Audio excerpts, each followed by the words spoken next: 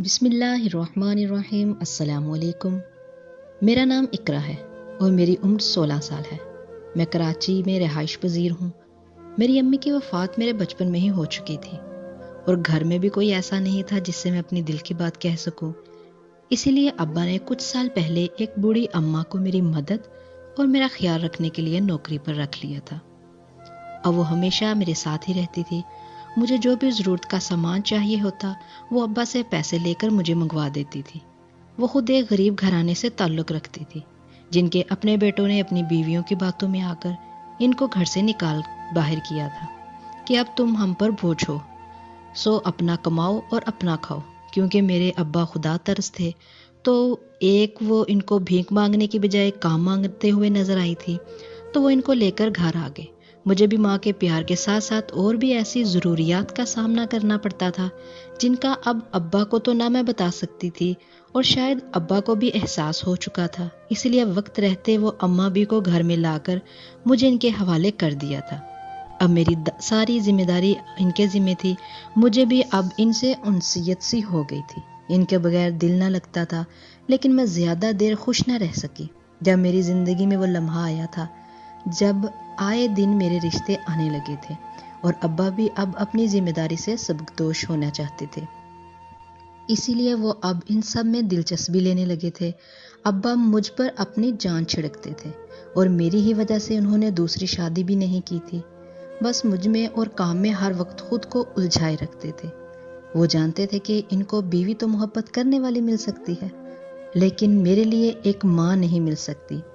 وہ میرے بچپن کو محرومیوں کی نظر نہیں کرنا چاہتے تھے، اسی لیے خود پر جبر کرتے وہ میرے لیے آسانیاں پیدا کرتے گئے۔ میں نے FSC کر لیا تھا جب ایک دن مجھے دیکھنے کے لیے 2 مرد حضرات آئے تھے جو کہ باپ بیٹا تھے۔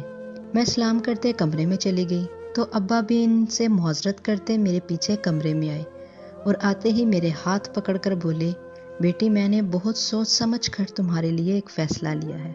کیا تمہیں اپنے باپ پر یقین ہے؟ وہ کبھی تمہارے لیے کچھ غلط فیصلہ نہیں لے گا۔ ابا نے بہت امید سے میری نظروں میں دیکھتے سوال کیا، ابا کیسی باتیں کرتے ہیں؟ مجھے کچھ سمجھ نہیں آ رہی۔ میں نے حیرانگی سے ابا کی طرف دیکھا، وہ آخر کیوں ایسے سوالات کر رہے تھے جبکہ جواب سے وہ بخوبی واقف تھے کہ مجھے ان کا ہر فیصلہ منظور ہوتا ہے، لیکن شاید وہ مجھ سے پوچھ کر اپنا حق ادا کرنا چاہتے تھے۔ بیٹی ابھی جو تم نے نیچے دیکھا ہے نا 2 مردوں کو، وہ کوئی اور نہیں بلکہ دونوں باپ بیٹا ہیں جو تمہارے رشتے کے لیے آئے ہیں۔ ابا نے میری معلومات میں اضافہ کرتے میرے سارے شک و شبہات کو سچ ثابت کر دیا تھا۔ میں شادی نہیں کرنا چاہتی تھی، لیکن ابا کا بھرم اور بھروسہ جو کہ مجھ پر تھا وہ بھی نہیں توڑنا چاہتی تھی۔ لیکن ابا ان کے ساتھ کوئی عورت کیوں نہیں آئی؟ میرا مطلب ہے میری ہونے والی ساس یا نند وغیرہ۔ میں نے اپنے ہی طریقے سے حامی بھر کر ایسا سوال کیا تھا جس سے ابا کو میرا جواب کا پتہ چل جائے۔ اب میں اپنے منہ سے تو ہاں نہیں کر سکتی تھی۔ اگر ماں زندہ ہوتی تو الگ بات تھی، ان کو میں کھل کر جواب دیتی، لیکن ابا کے سامنے ایک جھجک سی روک لیتی تھی۔ میری بات سنتے ابا کے چہرے پر خوشی سے مسکراہٹ رقص کرنے لگی تھی۔ ابا نے میرے سر پر ہاتھ رکھتے مجھے اپنے چوڑے سینے سے لگا لیا تھا۔ میں سوچ رہی تھی نہ جانے اب زندگی مجھے کہاں لے کے جانے والی تھی۔ میری بچی تو نے یہ بات کہہ کر میرا سر اونچا کر دیا ہے، ابا بولے تھے، اور مجھے خود سے لگائے ہی بتایا تھا کہ میری ہونے والی ساس مر چکی ہے۔ ایک بیٹے کے علاوہ ان کا اس دنیا میں کوئی نہیں۔ جیسے ابا نے میری وجہ سے شادی نہیں کی، ویسے ہی انہوں نے بھی اپنے اکلوتے بیٹے کی وجہ سے شادی نہیں کی تھی۔ میرے سسر کو بھی یہی ڈر تھا دوسری بیوی آتے ان کے بیٹے کا خیال نہیں رکھے گی اور وہ بھی محرومیوں کی نظر ہو جائے گا۔ خیر اب ساری حقیقت جب میرے سامنے تھی تو میں سمجھ سکتی تھی، لیکن میرے دل میں بھی ایک ڈر تھا اور وہ یہی ڈر تھا کہ میں اکیلی عورت گھر میں کیسے رہوں گی۔ ابا تو میرا فیصلہ سنتے ہی چلے گئے تھے، پیچھے بی اماں کو کہہ گئے کہ وہ مجھے اس رشتے کی اونچ نیچ کے بارے میں سب کچھ سمجھا دیں۔ بی اماں نے میرے دل میں پلتے سارے خدشات میری آنکھوں میں ہی پڑھ لیے تھے، اس لیے وہ مجھے اپنی گود کی طرف اشارہ کرتی بولی تھی کہ اپنا سر وہاں رکھ دو۔ میں بھی خاموشی سے ان کی گود میں اپنا سر رکھتے لیٹ گئی۔ وہ اپنی ضعیف انگلیوں کی گردش میرے بالوں میں کرتے بولنا شروع ہو گئی، اقرا بچے، میں اب جو باتیں بتانے لگی ہوں ان کو تم نے اپنی گرہ سے باندھ لینا ہے۔ شادی ایک بہت بڑی ذمہ داری کا نام ہے۔ ایک نہ ایک دن تو ہر ماں باپ کو اپنے لختے جگر کو شادی کر کے اس کے پیا سنگ بھیجنا ہوتا ہے۔ یہ ماں باپ کی ذمہ داری ہے اور بوجھ بھی ہوتا ہے۔ اگر وقت پر شادی نہ کی جائے تو لوگ طرح طرح کی باتیں بنانے لگتے ہیں کہ شاید لڑکی میں کوئی نقص ہے، اسی وجہ سے اس کی شادی نہیں ہو رہی، یا منحوس ہے، پیدا ہوتے ہی ماں کو کھا گئی، اب باپ کی چھاتی پر بوجھ بن کر بیٹھی ہوئی ہے۔ یہ ہمارے معاشرے کی حقیقت ہے کہ رسوائی اور سوالات ہمیشہ لڑکی کی اذیت پر ہی اٹھائے جاتے ہیں، اسی لیے لوگ بیٹی کو بوجھ کہتے ہیں۔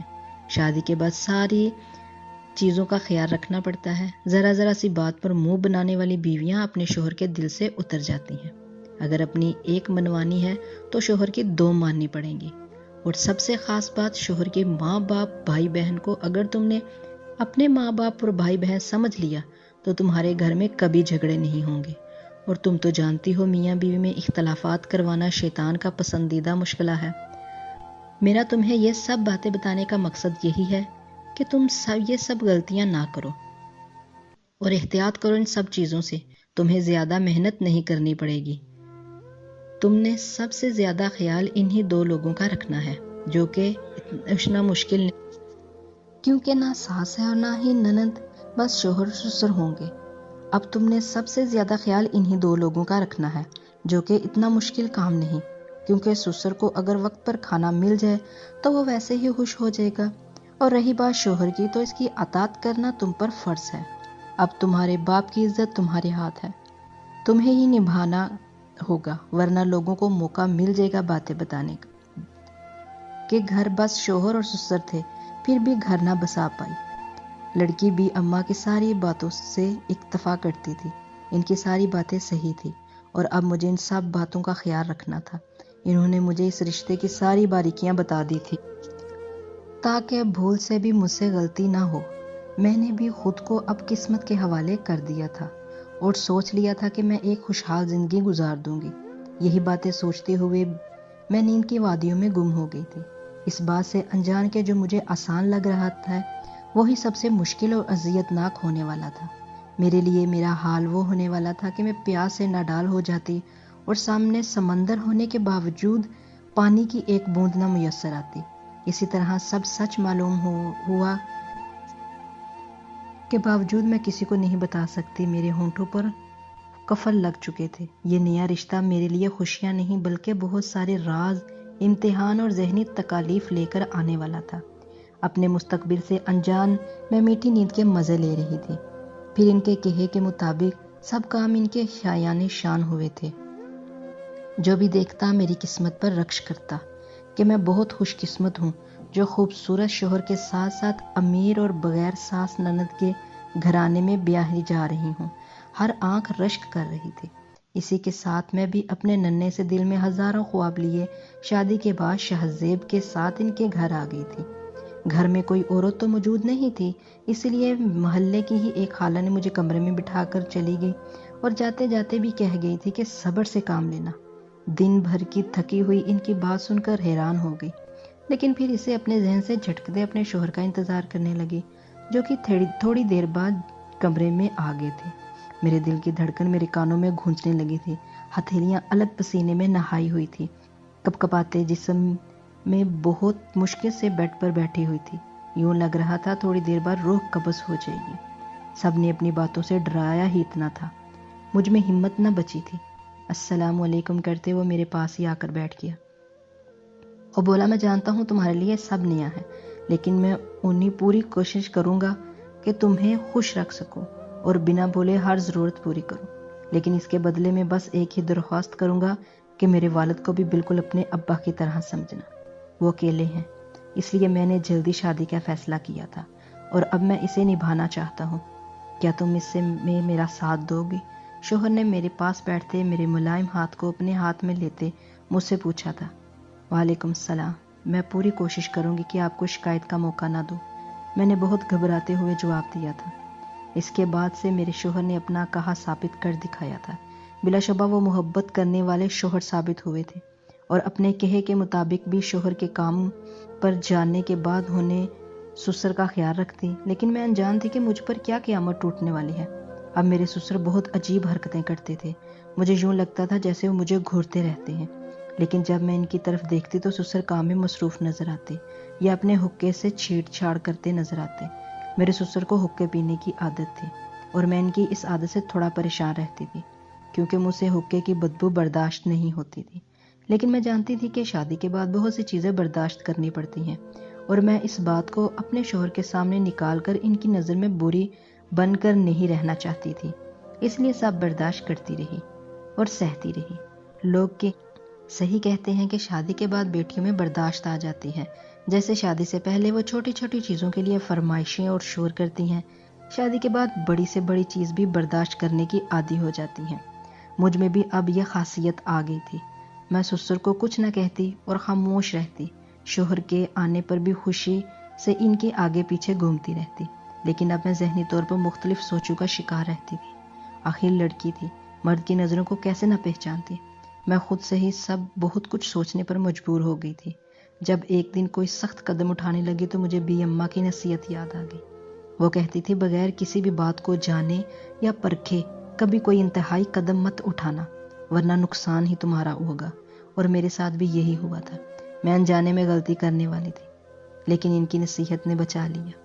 اب مجھے پوری تصدیق کرنی تھی کہ آیا جو میں سوچ رہی تھی وہ سب صحیح بھی ہے یا بس میرے ہی دماغ کا فطور ہے۔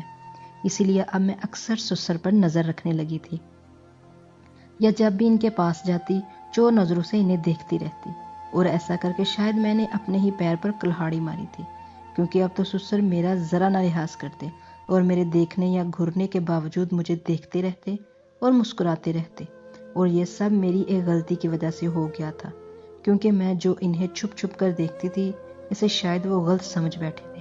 ان کے دیکھنے کے انداز سے تو میں نے یہی اندازہ لگایا تھا جو کہ مجھے صحیح بھی لگا تھا۔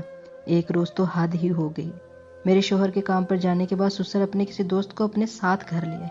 بہت چائے ناشتے کا بندوبست کر دو، میرا جگری یار آیا ہے۔ سسر نے میرے پاس آتے مجھے کہا۔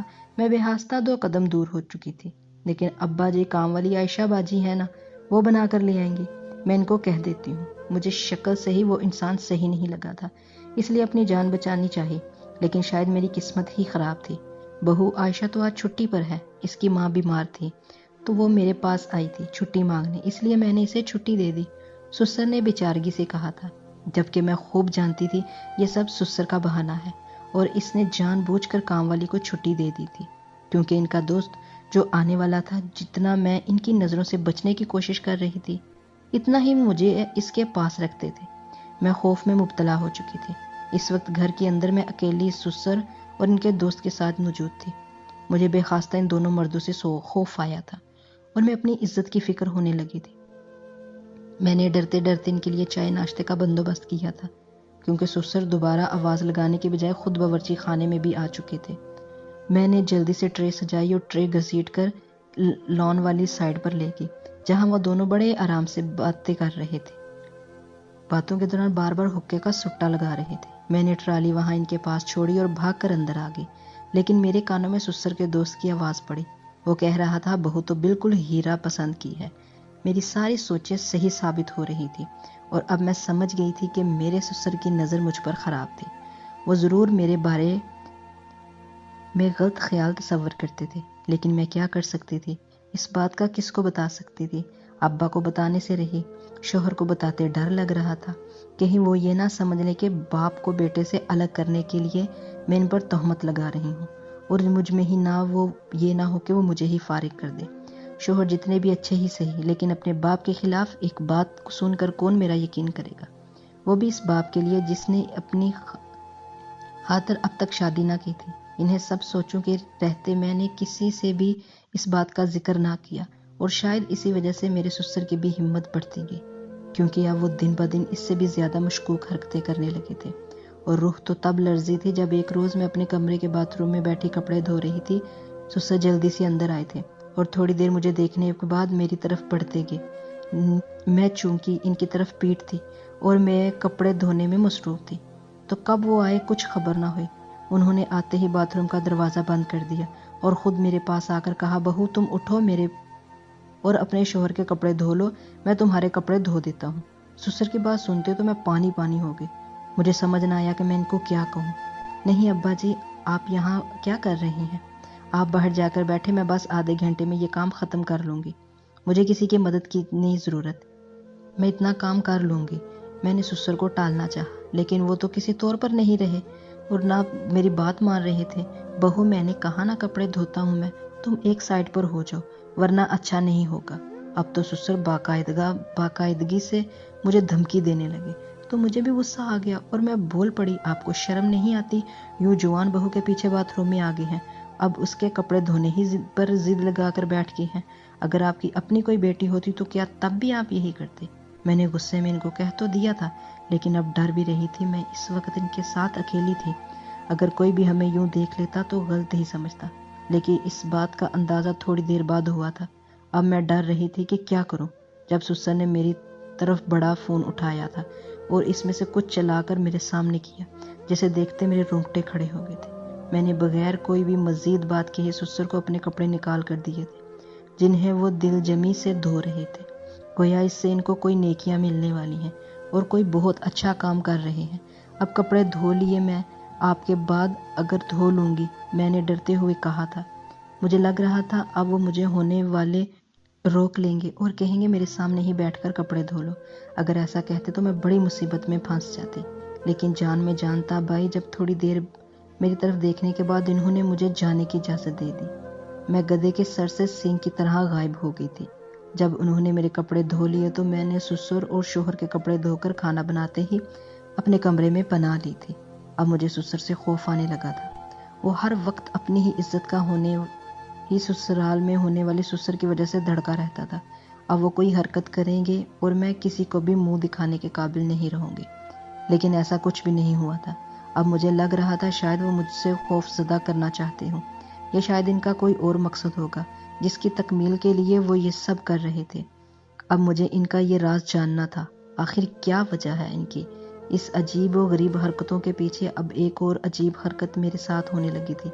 جب میں سوئی ہوئی ہوتی اور اٹھتی تو ڈھیروں چونٹیاں میرے اوپر موجود ہوتی تھی، جن کے کاٹنے کی وجہ سے مجھے پتہ چلتا تھا میں نے اسی وقت دوسرا جوڑا پہن لیا تھا، اور پرانے کو پھینکنے لگی تو وہ بھی سسر نے نہ کرنے دیا، اور جہاں تمہارے شوہر کی محنت ہی کمائی ہے، شکری نہ کرو، لاؤ میں تمہارے کپڑے دھو دیتا ہوں، پھر پہن لینا۔ میرے نہ کرنے کے باوجود بھی وہ جا کر میرے کپڑے دھونے لگتے تھے۔ اب تو مجھے بھی اپنے کپڑوں میں سے عجیب سی بدبو آنے لگی تھی، جو کہ تھی تو خوشبو، لیکن مجھے وہ بدبو ہی لگتی تھی۔ اور ایک دن جب میں پڑوس میں موجود ایک غریب اماں کے گھر گئی، جن کا گھر مٹی کا تھا اور نیچے کپڑے والی چٹائی بچھی ہوئی تھی، مجھے ابھی وہاں بیٹھے تھوڑی ہی دیر گزری تھی جب سارے جسم میں خارش سی ہونے لگی اور جسم میں چونٹیاں سی پھرنے لگی۔ جب اس اماں نے پاس آتے میرا معائنہ کیا تو جلدی سے ایک جوڑا مجھے دے کر کپڑے تبدیل کرنے کا کہا۔ میں نے بھی بغیر کوئی سوال پوچھے اس تکلیف سے رہائی کی خاطر وہ کپڑے پہن لیے۔ تو تھوڑی دیر بعد وہ اماں میرا وہی جوڑا اپنے ہاتھ میں لے کر میرے پاس آئی تھی۔ وہ عمر رسیدہ خاتون بہت سمجھدار تھی۔ آتے ہی مجھ سے پوچھنے لگی، بیٹی یہ کپڑے آج ہی پہنے تھے تم نے؟ انہوں نے کھوجتی نظروں سے مجھ سے سوال کیا اور اپنے چہرے پر موجود اینک سے میرا سر تا پاؤں جائزہ لیا۔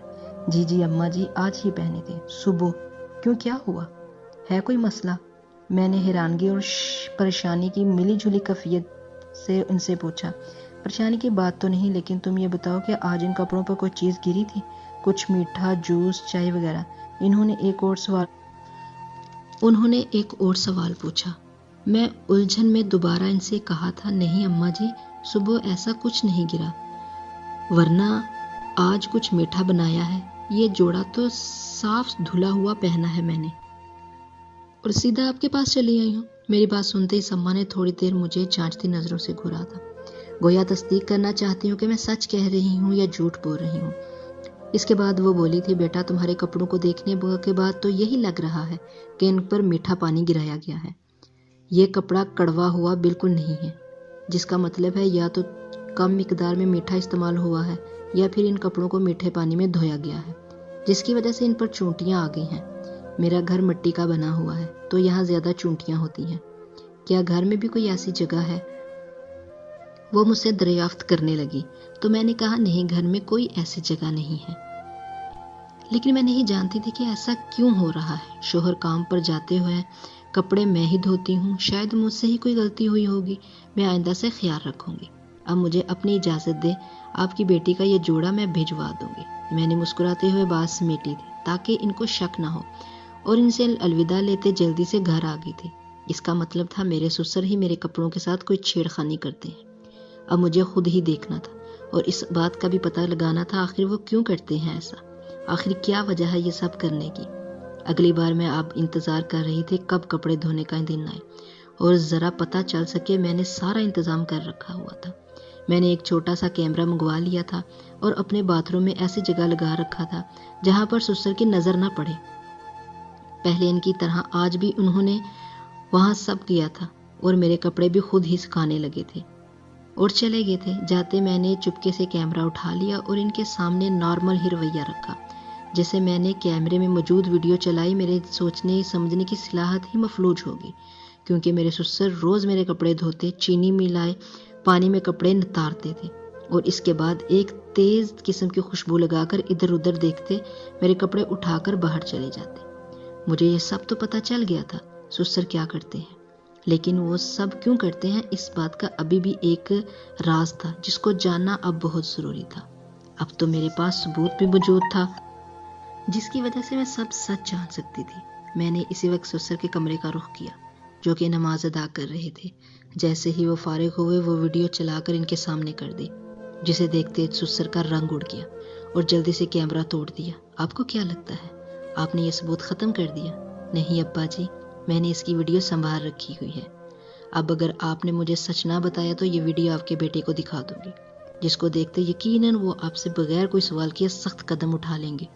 اور اب اپنے بیٹے کے غصے کو اچھی طرح آپ جانتے ہیں، میں نے سسر سے کہا تو وہ دھاڑے مارنے لگے۔ تمہاری ساس بہت مغرور تھی، ہر کسی سے غصے سے بات کرنے والی اور دوسروں کو حقیر سمجھنے والی۔ ایک دن اسی طرح ایک مظلوم کی بددعا ایسی لگی کہ وہ خود بیماری کی وجہ سے چل بسی، لیکن تب سے میرے بیٹے پر بھی اسی بددعا کا اثر ہوا۔ تم سے پہلے 3 شادیاں کروائی اور اگلے دن بہو مر جاتی۔ اس بار شادی سے پہلے میرا دوست ایک پیر ہے، اس نے یہ عمل بتایا، میں بہو کے کپڑے میٹھے پانی سے دھویا کروں اور اس کا دیا خوشبو استعمال کروں تو اس کے عمل سے نہ صرف بہو سلامت رہے گی بلکہ جلد خوشخبری بھی سننے کو ملے گی۔ میں نے شادی سے پہلے ہی تمہارے کپڑوں پر عمل شروع کر دیا اور بعد میں بھی چپکے سے یہ عمل کرتا رہا، لیکن پھر بھی تنگ آنے لگا، اس لیے میں نے سب کچھ سامنے کرنے کا فیصلہ کیا۔ اور اس دن جب میں باتھ روم میں آیا تو تمہیں خوف زدہ کرنے کے لیے ایک ویڈیو بنا لیا تاکہ تم میرے بیٹے سے اس کا کوئی ذکر نہ کرو۔ میں تمہیں خوف زدہ کرنے کا بس یہی ایک مقصد تھا۔ اور چینی والے پانی سے کپڑے دھونے، جب چونٹیاں چینی کھاتی تو دعا دیتی، ایسا مجھے کرنے کا کہا گیا تھا۔ میں نے وہ سب کیا جو میں کر سکتا تھا، سسر نے شرمندگی سے کہا تھا اور اپنا سر جھکا لیا تھا۔ میں حیران تھی ان کی باتوں پر، چونٹیوں سے دعا؟ وہ ایک کونے میں چینی ڈال کر بھی لے سکتے تھے، لیکن میں معاف کرنے والی نہیں تھی، وہ مکر نہ جائے، اس لیے میں ہماری باتوں کی بھی ایک ویڈیو بنا لی اور شوہر کے آتے ان کو سب کچھ سچ سچ بتا دیا۔ شوہر کو سسر کی اس حرکت پر افسوس اور غصہ بھی آیا تھا، جس کے چلتے اس نے ایک گھر علیحدہ سے بنوا لیا اور اب ہم وہاں ہنسی خوشی رہتے ہیں۔ میرے 2 بچے ہیں۔ بچوں کی پیدائش کے بعد میں سسر کو، بچے اپنے باپ کے لیے انمول ہوتے ہیں، اسی لیے سسر نے بھی وہ سب کیا۔ میرے شوہر سسر سے ملنے جاتے تھے، اس لیے میں نے بھی کھلے دل سے ان کو معاف کر دیا اور واپس سے ان کے پاس شفٹ ہو گئی تھی۔ اب وہ اپنے پوتا اور پوتی کو اتنا پیار کرتے ہیں، میں شرمندہ ہو جاتی ہوں کیونکہ ان کو اس خوشی سے دور رکھا، لیکن سسرال اب سب کچھ خوش اور بھول چکے ہیں اور اپنے کیے کی وجہ سے مجھے دی گئی تکلیف کی بھی معافی مانگ لی تھی۔ کیا مجھے پہلے ہی سسر کی سچائی جاننے کے بعد دل بڑا کر کے ان کو معاف کر دینا چاہیے تھا؟ ان کو سزا دے کر میں نے صحیح کیا یا نہیں؟ امید ہے میری آج کی ویڈیو آپ کو ضرور پسند آئی ہوگی۔ ایک نئی ویڈیو کے ساتھ آپ کی خدمت میں پھر حاضر ہوں گے، تب تک کے لیے